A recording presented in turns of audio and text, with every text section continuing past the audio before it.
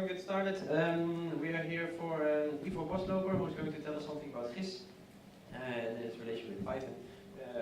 Ivor is CTO of Cropper, which, as the name suggests, has something to do with farming, which has something to do with areas, which has something to do with GIS. So from there we get to Ivor. He's a long-time visitor of PyGrunn, so he's quite experienced in this and also giving talks. I'm personally really looking forward to it, so I'll get out of the way and let him talk. So please give it up for Ivor.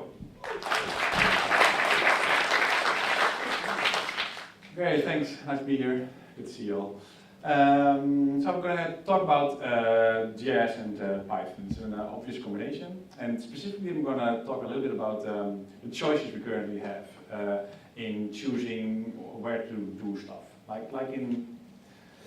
When I look backward to after creating that presentation, what I saw is that it's quite similar to doing stuff in the web now. You can choose to do stuff in front-end frameworks, in client, you can do stuff on a server and in the database. And GIS has the same storage these days, and you can choose. So I'm going to talk a little bit about the dynamics in that part. So a little about me. I was already introduced, so I work for Cropper, my company, and I did computer science, so I have a background in technical stuff. Sometimes I tell that I worked for a while in the Ministry of Agriculture as a consultant, and this is something that, because people always ask me, how did you get this idea? Well, this was a part of it for doing stuff with for farmers. And I've been programming Python, I think only since 2011. Before that I usually did Java for a long time, and C and all the assembler or more low-level stuff. So that's sort of me. So about GIS. So what is it about? I think most people are quite familiar with it these days, because it used to be a little bit of an obscure area. I think like 15, 20 years ago, where you had only like very expensive proprietary software where you could do something with GIS, and these days it has been commoditized. Sometimes when I talk about this, I tell that in 2007, I think, I saw some guys from the big GIS companies complaining about the fact that Google commoditized their software, so they could always ask a lot of money for GIS software, but now everybody can do it and it's free. Well, it's still hard, but it's very interesting. So we all are familiar with GIS things. Like mobile software in the browser, I grabbed some screenshots from existing software, with apps that I use that have something to do with GIS. But GIS deals with geospatial data, and it's about information systems. So that's what it's for. And you can do a lot of GIS stuff in the browser these days. It's we all know Google Maps, but we are heavily users of leaflet and open layers. It's a technology where you can do a little more open source technologies to do the same stuff. And we build our software you can interact a lot with data in the browser if you bring your data to the browser and render it there, present it there, and create interactivity in the browser. So if you think about GIS, I would think about how will I introduce a subject. GIS is hard because there are some things that are essential complex. Like usually when we talk about geospatial data, we talk about Earth, at least I do. Might not hold for everybody, of course, like researchers at NASA. And Earth is round, or, well, not really, it's ellipsoid, or it depends on how you look at the Earth, how it's shaped.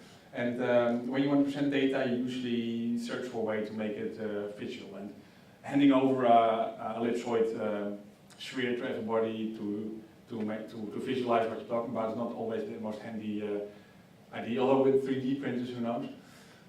So if you want to present it on the 2D area, like our screens, you have to choose how to do this. And this is something that's complex. And part to that, there's some, I think, accidental complexity. If you talk about data, how it's stored, there are like a lot of different formats to do this, to store data in. And there are a lot of different protocols to send over your data. So I think people who start working with GIS, it takes a bit of time to get accustomed to all the different options, all the different protocols and extensions that are available. And there are also a lot of different projections. So when I talk about, when I showed this slide earlier, the hard part is that there are many different ways to cut up this sphere into a different area, and every country has at least one projection.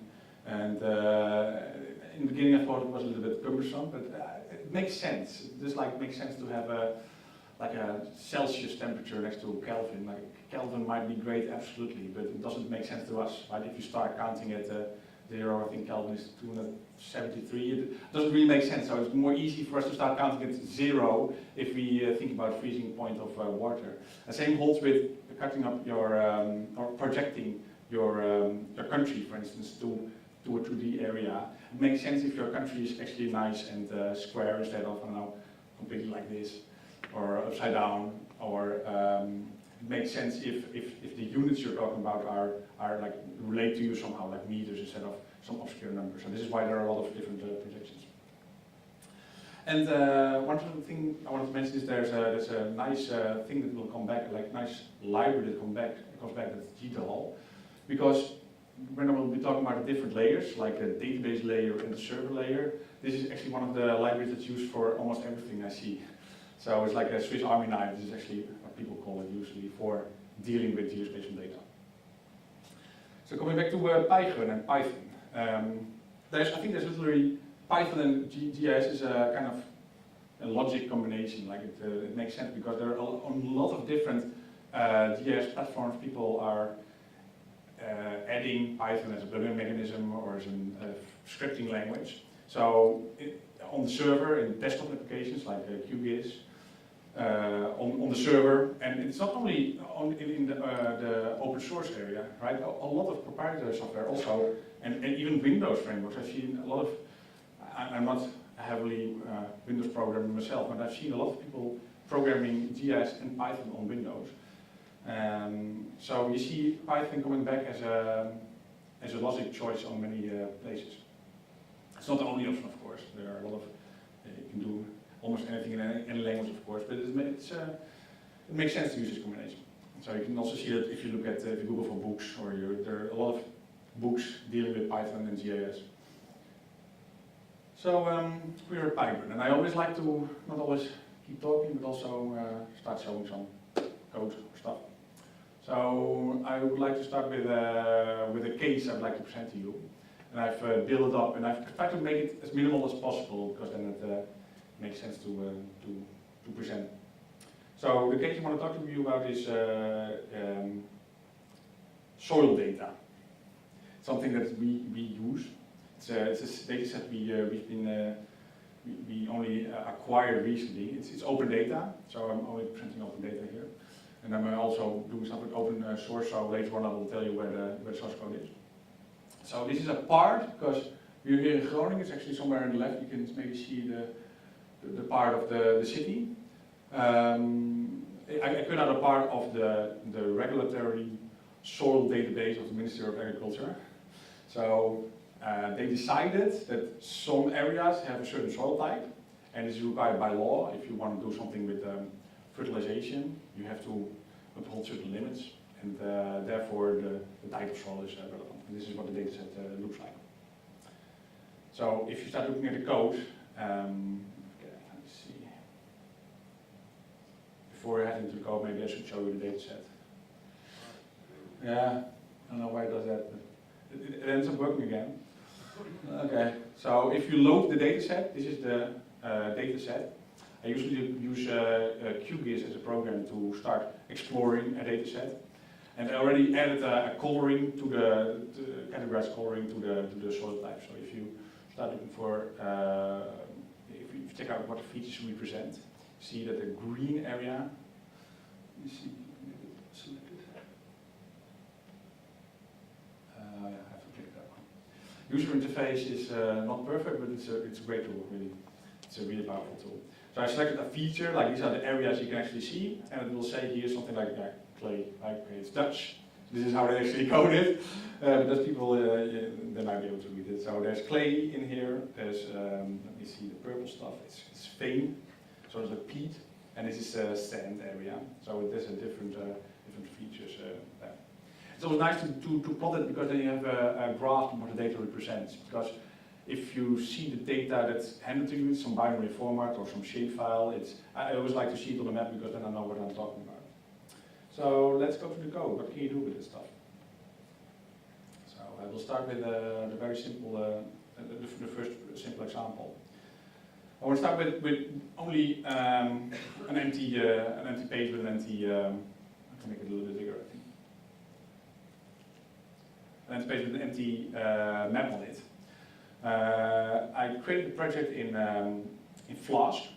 I usually use Django, but I really love Flask in the sense that it can make really tiny programs and it doesn't give you all the add-ons that Django gives you. So I can.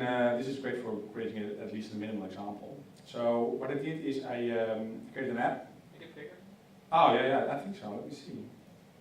Yeah. It's probably. It's a good question. I never made it bigger. Wait. I'm not that fancy. Presentation mode is in here somewhere.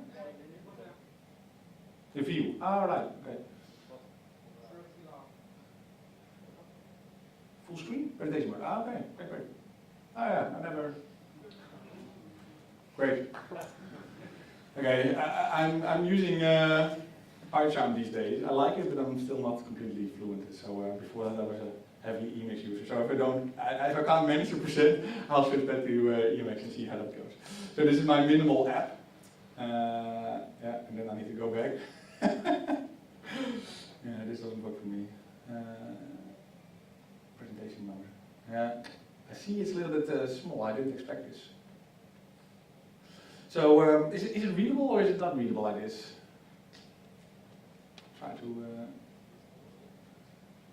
If it's possible to just upgrade the. I think you can make it bigger with Option and Plus. Yeah, I tried to actually. But just like yeah, no. You can make it in presentation mode, but it doesn't change anything, right? Okay. Okay. Well, I'll try and talk you through. Maybe the code is not completely readable, but maybe I can change, tell what's in the code, right? So again, it's like a minimal app that imports from different modules, and I built my example in different steps. And for each step, I added a file. So my first file is this one. And what I do here is I include some libraries to like the leaflet library to put maps on the screen. And actually, all my code is in here. It's just quite simple. I create a new map and I add a layer. That puts the tiles on the background. Like this layer is added with a single line. And I add a small marker just for reference purposes. So a marker is used to show where we are now. So this is, for people who are not familiar in this area, you know what we're talking about. So I want to do something with this data that I was showing earlier to you. The data that is included in the soil types. So this is the example where I add a simple layer, a feature layer with this soil type, and I serve this data from a simple file called, see example 2, like this. What I actually did is, let's show what it looks like first, because then you know what I'm talking about. So here I add the data to a map, and I do that by doing it, serving it as a feature layer, and I add this, so I draw actually everything in the browser. If you look at how this looks underwater, you can see all different elements, usually in scalable vector graphics. Path, yeah, here. Is it readable, or have I lost everybody? Yeah, okay, good, thanks. So what you will see is all this data will get drawn in the browser because it's added as SVG paths, and they all represent nodes in your browser. And if you look at the code for doing this, I already showed it a little bit earlier, but it is adding basically a layer in leaflet and telling that I want to acquire data with I do it with jQuery from a specific URL, and I pass the bounds of the map. So, and I do this also when I refresh the data. So every time I move the map, so on move end, I call refresh data, and it loads up the data for the specific bounding box. So what you'll see happening is if I scroll the page, you'll see I have nothing here, but if I fire the event, it will reload all the features for the specific bounding box, and it will forget about these features that were here. So this is how you limit loading every part of your data in memory, because if you do this for the whole country, you're of course lost. Serving this in Python is quite simple. Maybe if you can do it, at least you can do it very concise. I'm not sure whether simple is the right word. So you can do it concise. I would prefer a tool, a little bit better tool for this, like there's specific server programs for this. But if you want to do it by hand, you can do a select in your database, because I loaded up all the features in the database. Steps, I can describe them, but I think they take a little bit more time. And I serve these features as GeoJSON. So this is the way of transforming it to a specific JSON format. For vector data, it's easier than for raster data, because the formats are a little bit more complex. But the basic response is a text-based response with feature collection, and this makes sure that if I load all my features, I can draw them on my in my browser. This is one way of doing it, and like I said, the problem becomes when you zoom out and you add a lot of features to your browser. The page will get quite full and heavy, and maybe you can even show it, because it becomes a little bit clunky, because if you look at the size of your DOM, you have a lot of different elements, because I have about 8,000 elements in here, and they all are drawn up very specifically. So your browser becomes slow, and it doesn't scale very well anymore. So one way to avoid this is, like you can see it starts becoming slow. This can be a problem for your appliance. If you have all the data, you cannot add all the data in your DOM. It's just not the smartest way. And the bounding box strategy, like only limiting the amount of features to your window, doesn't always help you, because if you zoom out to world level, you still add everything on there. So what you can do as well is not bring all these features and draw them in your browser, but do this on the server.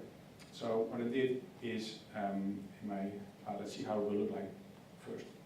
I do the exact same thing, but I start adding pictures. So I will show you what it will look like. If I move the window and let it go, then the map event is triggered and a new picture is loaded. What I do is I add on top of this map, I add a transparent picture, transparent PNG, that will show what's underneath there, but it will draw the fields in there as well. So it's a lot lighter for the client. It's a little bit more heavy for the server, but not that very much heavy. But it scales a lot easier, because the only thing that happens in your browser is that you add, let's see if I can find it, you add one picture that, let me see if I find it, that was pre-rendered and shows you your the whole area actually. So I do on the server, I do the rendering, and I bring it here as a picture. I'm not sure which pane it is, because these DOM nodes are quite complex usually. Maybe I can show you how it was loaded.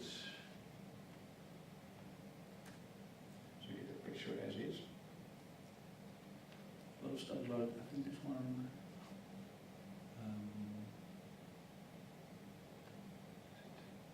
This is the image overlay. This is the picture that serves as a transparent PNG, and it's added on top of the net. So for your browser, it's a little bit more simple, but it's a little bit more heavy for your server, because it has to actually draw stuff. And how do I do this? Well, I usually use a tool called the GeoServer or MapServer for this. But if you want to do it by hand in Python, it's not that hard actually.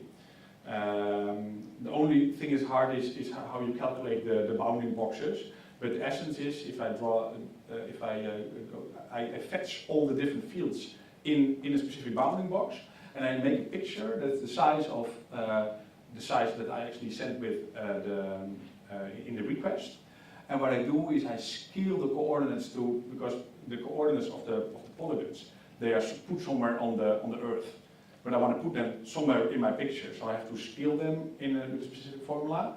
And I use Pillow to actually draw, or Pill, the library, to actually draw all these fields. So the drawing actually only happens in here. What I do is I draw polygon of the scale polygon. And if you look closely, you can see that I loop over a single polygon multiple times. This is because polygons can contain holes, and they actually do. So I have large polygons with holes in there, and what I do is I subtract the holes with a transparent. I make the inner holes transparent, so my picture shows up nicely, and I might be able to actually find some examples of the holes that I think. Here you will see a hole. This part is not filled, so this is subtracted by the polygon, or maybe even in here. So let's get back to presentation.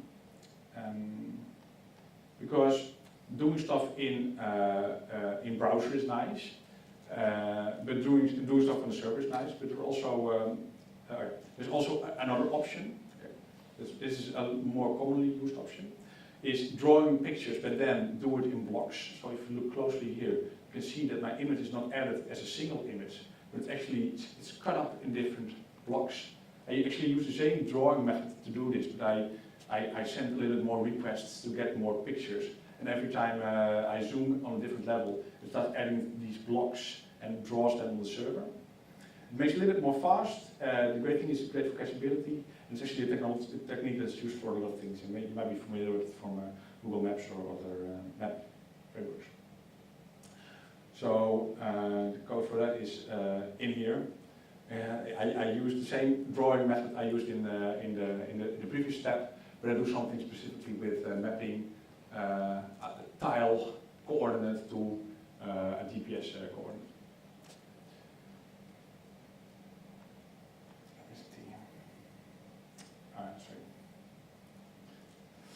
So these, I think, are the options I want to talk to you about. I prepared another example with raster data. I think it's also very interesting.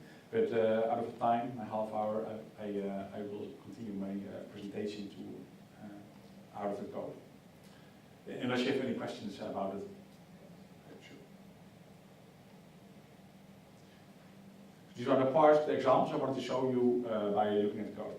There's also another option.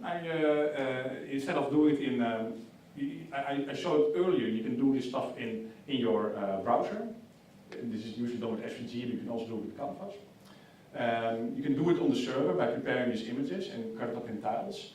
But you can also render stuff in database. I was actually amazed by it that I heavily rely on PostGIS. It's like an extension in PostgreSQL.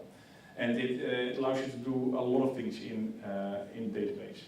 If it always makes sense, I'm not sure, but there are special query extensions to drawing stuff and serving it as a PNG image or a JPEG or what you want. So what I wanted to talk about was the trade-offs. Like I showed you a few different methods for showing the same data on a map, and they all have their advantages and disadvantages. So I think we do a lot of things with the factor format, where we actually bring the features to your browser and then draw there, because it allows for great interactivity. You can click on a feature, you can show something with it, you can maybe cut it up in your browser, you can change some color, and then you can change the representation without going to your server. So it allows you to do things nicely with if you want to interact with your features. Also the speed and latency, it makes a very nice interface, because if you click on it, you can just immediately provide the user with feedback and allow them interaction options. Well, if you do something with going back to the server, it takes a little bit more time. Of course, you also have something called bandwidth, where serving everything in features to your browser is not always the handiest way, because if you make a pre-processed image, you can do this for this one image, you need a lot less bandwidth. And also on the server you can process a lot of data. Like a browser you can send a lot to it, but the limits are, you already saw them, only with 8,000 factor features, you see that the browser becomes clunky, and if you start adding, if you go above 30,000, usually my Chrome crashes. And of course, if you want interactivity with your data, that's nice, but sometimes you want validation of whatever the client says. So I see that we always implement a mix, and we sometimes choose to do it one way, and then if it doesn't work anymore, or if your problem becomes too big, you choose to do it in a different way. For instance, we do this with showing factors if you zoom in a lot, because then you only need a view. And if you zoom out a lot, we start switching to the graphical mode or the tiled mode. And with these different things, there are also different tools, like with these different doing things in the client or on the server. And I summarized the server with the database and a Python or an application server. And there are different options to use, like on the server, on the client side, we usually use these types of mapping libraries, like OpenLaser and Leave It for visualizing, Turf and GIS to do calculations, like cutting up things or adding a boundary to a field. And on the server, we use GeoDjango and PostGIS a lot. And like I said, it is quite similar to what's happening with web development in general.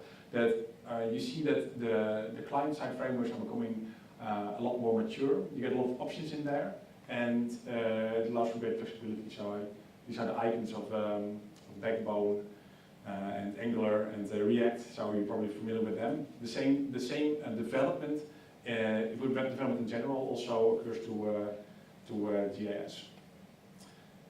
So the examples, I didn't talk for a very long time about them. The code is available for review if you want to see it. I implemented serving pictures and serving vector data all by hand, and then you can do it in only a few lines. So Python is quite powerful in this sense. But for me, in normal use, it doesn't really make sense to do it like this. I'd rather use a tool like map server or GeoServer, and I'd rather use some protocols that are supported by the standard protocols, so you don't have to implement a lot yourself. You can mostly configure how you want your features to be represented. So you can find the source on my GitHub account, and this is what I wanted to talk to you about.